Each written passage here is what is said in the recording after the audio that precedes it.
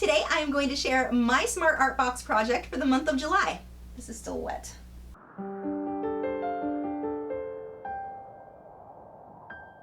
Hi, I'm Lisa, the artist behind Lachri Fine Art. If you are not familiar with what the SmartArtBox is, it is a monthly subscription box where every month they send you a new box full of full-size supplies and instructions on how to complete your own project using those supplies. You get a brochure. This is what I think is the real value in this box, a brochure that goes over a little bit of a history lesson, project pointers, talks about the supplies included, how best to use them, and then on the back you get your step-by-step instruction showing you how to complete your own painting or whatever the medium is. Sometimes it's sculpture. You get completely different projects each month. The thing with this is you're not going to feel lost. You're not just getting a box full of supplies and they're like, here, go figure it out. You actually are going to have your hand held through this, so if it's something you've never tried before, you're not going to feel lost. This box was provided to me by SmartArtBox so that I can make this review for you. So let's go ahead and take a look at what came in this month's box. So starting out, of course, we have the brochure, which we've already gone over. We've got a pack of Lucas oil paints. That is a lot of colors. Now here's one I've never tried. This is Gamblin solvent-free gel. So that will be interesting. We have two of these Art Bites all media art panel in 5x7. This is probably my favorite part of the whole set. We've got a 5-piece set of palette knives, and a couple of these are sizes that I don't currently have. So yay! I'm not gonna lie, I did not have high hopes for this project just because I've tried these specific oil paints before for the type of oil painting I do, where I'm doing a lot of glazing and layering, and they were terrible. They did not work for the techniques I used. So I really didn't have very high expectations for what was gonna happen here. I was wrong. They worked great with the palette knife. I did not expect that. That and the gel that came in the box, so loved the results I got with this. I really did have fun. Now, I do want to give you a couple of tips before we get started. First, the board that this comes on, these little canvas boards, they're great for practice, but you can see I'm having to carry it like this. When you're working in oils, especially like this where it's really thick, this is going to take a while to dry. I can't easily pick this up or move it without getting oil paint all over my hands and smudging the work. So I've got it on another canvas board to keep it from getting messed up. I recommend when you're painting with a palette knife, I do prefer working on a real stretched canvas where I can grip the edges of the canvas and stabilize it that way. I painted flat. Normally I paint on an easel. With this, I don't recommend it. I would paint flat on a table so that it's not sliding around and moving too much on you as you're working with the palette knives. But working flat like this, I didn't have any problem. If you've not done your project yet, stick it on a piece of cardboard or something and work flat so that it's not sliding all over on you and you don't end up with paint all over the place. So let's go ahead and take a look at my project. The first thing I want to point out is this is actually a lot easier to mix your colors and work with the palette knife, especially if you're new to using the palette knife, with a perfectly flat surface. I'm working on tinfoil because it's what I have convenient to me, but a flat palette or a paper plate would also work a lot better than tinfoil that gets kind of bumpy, so it can be harder to control the palette knife and to mix the colors on this type of surface than a flat surface. So just a little tip there, go with a flat palette. So you can see I'm just mixing that in together with the palette knife. And I don't care if this is perfectly mixed together. I actually like how it looks when I end up with some variation with the colors. So what I'm going to do is apply this directly to the canvas. If you hear the palette knife actually scraping against the canvas, you know you are pushing too hard. You need more paint on your palette knife. Something is going wrong there. You want to put this on very gently, so it's almost like trying to put butter on toast that keeps wanting to rip. Be very, very gentle with this. Or gentle maybe isn't the right word, but you don't need to grind the palette knife into the canvas. You want to actually let that kind of float along the top. You're going to use a lot of paint. That's a huge thing. Don't feel like a little bit of paint is going to go a long way. It's not. You're going to use a ton. After I did this, I realized I forgot to mix in the gel that came in, and I wanted to try this. I've never used this stuff before. It's supposed to cause it to be more fast drying. It's pretty amazing. I really liked this gel. And the funny thing is, I've never liked these paints. I've used them before for trying to paint how I do my techniques. At least I've had students bring them in and trying to help them with that. It's pretty terrible for the way that I paint normally, but with the palette knife, it actually worked really well. Now this is pretty slow drying, so I don't have to rush. If I don't have the right amount of color, if I need to mix more, it's no big deal. I'm just gonna go ahead and mix more and layer this into that. Now I also don't care if my colors are all the same. I'm okay with having different strokes being different colors on this. It looks better that way than if everything's too uniform. The other thing is, don't try to smooth all this out. Look how I've got these chunks. The chunks are good. The chunks work with this style. Don't try to make this perfectly smooth. And if you're having a hard time getting coverage with the palette knife on your canvas, it means you need more paint. Again, you're going to use a ton of paint with this. Don't try to skimp out. It won't look right. Glob that stuff on there. So I'm going to go ahead and rush through this a bit. I'm going to add a bit of white directly on top of this. I'm making sure to let those brush strokes or the palette knife strokes show. I don't want to overblend this. The other thing I want to mention is that this paint is fairly inexpensive. If you are new to using the palette knife and you're worried about using so much of the more expensive paints, this may be a good alternative for you to try it out, because again, I was surprised how well this did work with the palette knife. I was pretty happy with the results that I got with it. So just testing out this style, this is actually a decent paint for that. So now I'm going to go ahead and block in my branches. I'm obviously copying the almond branch painting or the almond blossoms from Van Gogh, but I'm not copying my branches exactly. I'm just kind of slopping them in there, honestly. I don't care if they're perfect. I'm starting with a very dark color. Now, I did let my background set for about 20 minutes, 30 minutes before I moved on to this stage. It's not that the background was dry, it's that it set enough that I was able to go on top of it without completely blurring my colors together. You can see I'm using a much smaller palette knife for this. This set came with a lot of different sizes, which was nice.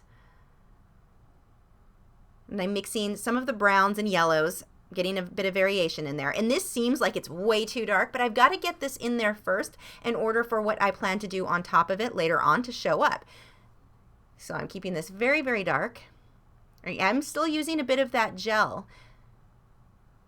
And I'm getting really nice texture with this.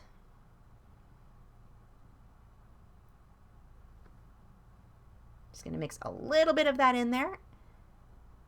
And you can see I'm holding the palette knife. It's kind of floating over what I previously did. I don't want to scrape this into the paint because that paint will just move or lift up. It's not actually dry. It's set enough that I can work over it, but it's not really dry. So I want to use a very light hand, and I'm just barely letting that paint touch the canvas. If you push too hard, again, it's not going to really work. It's just going to blend together and you're going to end up with mud. So I'm just going to go ahead and do the same thing and block in all of the rest of my branches here. I want to get some variation where some are thinner and some are thicker. I don't want all straight lines. I'm curving some of those. I probably could curve them a little bit more. Some of mine are really straight, but most of these are going to get covered with the flowers later, so it's not that big of a deal. I don't need these to be perfect right now. Once that sets, and I'm going to let that set for a few minutes, I'm going to come on top of this now with some green. I'm mixing greens and yellows together, and now I've got to use an even lighter hand. I've got a lot of paint on the bottom of that palette knife, and I'm just starting to create the curve with the green in some of these branches. You can see I'm slightly curving them so that they're not totally flat. And I'm letting this be gloppy. Here's the thing with the palette knife.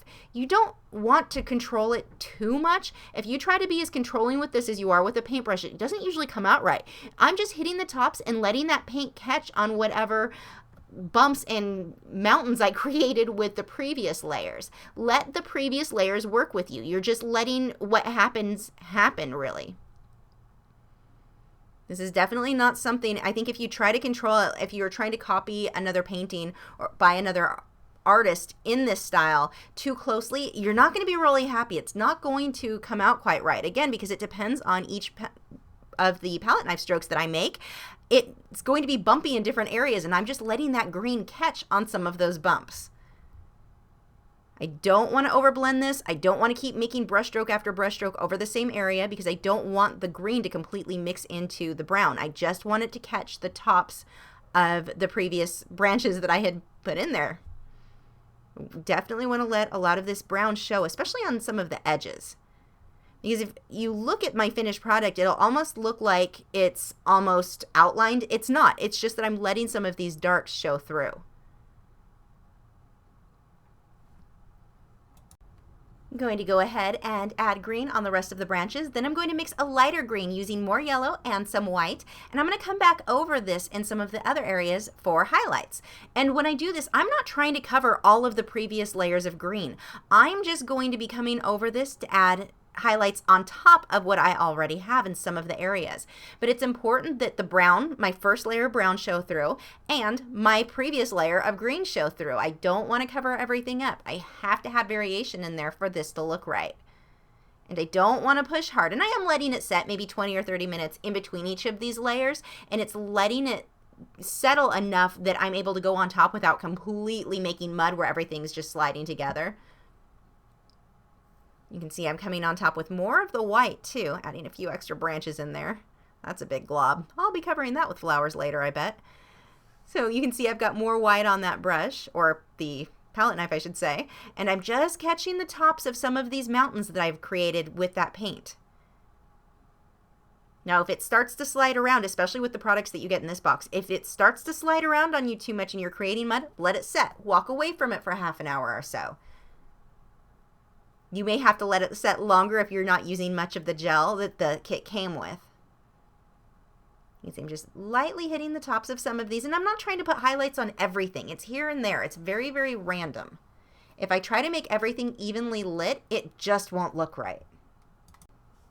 Another tip I have for you, if you are new to working with oils in this style, don't try to use all the colors at the same time that come in that set. That's a lot of colors. And it's really easy to go overboard and end up with this horrible muddy mess. You can see I've not used that many here. So now we're going to move on to the flowers. The first thing that I'm doing, I've mixed this light green, and I'm going to add little dabs with this brush or this palette knife. And the different palette knives have different shapes that will give you different effects. So here I'm using the tip of this one and just dabbing in all of these petals. And I'm not trying to make this perfectly smooth. I want there to be texture in this. And I am still mixing that gel in with this to create more of that texture, along with getting it to dry a bit faster. You can see just dabbing in all of the flowers that I want. And there were smaller palette knives in this set too. If you're trying to do teeny tiny flowers, you can switch to the smaller one. And I'm just going to continue this throughout the entire painting. Now the reason that I'm doing the green first and not just going straight on top with the white, being that I do want white flowers here, is that if I do just white, they're going to look very flat. They're not going to have any shading. By putting this darker color first and then the white on top, I easily get shading and depth in those flowers. Plus, it helps me to create even more texture, which I want on this piece. So I'm going to let that set for 20 or 30 minutes. I did have to let that set a bit because they were starting to smudge when I tried to put white over them. And I've switched palette knives again, and you can see it's not really dabbing. If you just dab, you end up with this weird blob on the canvas. I'm swiping little swipes to get these petals. You can see every swipe that I make, it mixes in a little bit with that previous green that I had. So I get shading really easily. It looks like I've done a lot more detail than I had. You can see this goes really fast. This entire project probably took me, well, if you add up all of the actual painting time, was probably only 30 minutes. It's just that I had to let it dry in between every layer so that it didn't end up with mud. But I was really happy because I thought normally if I were to do this with the paints that I generally use, I would have had to have let this dry for, a day, at least 12 hours in between layers. And I didn't have to do that here. With these paints and that gel that it came with, I was really able to go right back on top of it quickly. So I was pretty happy that I got this whole project done last night very easily. And I'm just going to continue making these little swipes. Again, they're swipes, not dabs. If you just dab, you end up with this really weird texture that doesn't look good. So these little swipes, I've got to make sure there's a fair amount, and by fair amount I mean a lot. There is a lot of paint, of the white paint on my brush. Or, I keep saying brush just out of habit, on my palette knife. Don't try to skimp out on your paint. Again, I know I've said that already in this video, but I can't stress that enough. If you're trying to create texture like this, you're trying to work with a palette knife, you're going to go through a lot of paint. A lot of paint. So don't go into this thinking, oh, I can just use a teeny tiny bit. It'll look terrible. Don't try to use a teeny tiny bit. Glob that stuff on there. So I'm just going to quickly go through this, and continue adding the white over the green. Now, I'm not trying to cover all of the light green I had previously done. Some of that has to show through in order to have that look of some detail and shading in there. Adding a few highlights on my branches, and that is it for this one. Now look at all of the texture there. Don't try to flatten this out or overblend. If you keep doing brush stroke over brush stroke or palette knife stroke over palette knife stroke again and again, you will just create this muddy mess that there's no definition between one color or the next. Make a few brush strokes or palette knife strokes, stop and move on. If you start to create mud where things are just blending together too much and you don't have any definition, stop and let it dry for a bit. With this stuff, I really only had to let it dry for about 30 minutes, and I was able to go on top without having any problems of the previous color blending in with what I was currently doing. But anytime you're working with oil, when you start getting to that point where you're just making mud, stop, let it dry, and then come back and work on it again later. I'm really happy with my cute little painting, and this is definitely going on my wall because, you know, me and teal.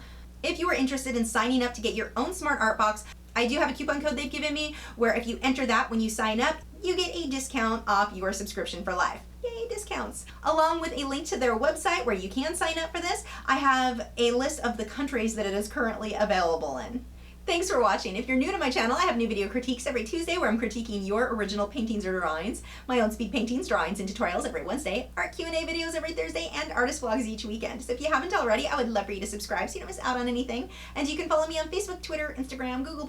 All of those social media sites are linked below in the video description where you can keep up with news, my newest work, and see real-time clips of whatever it is I'm currently working on. I'll see you guys in a few days.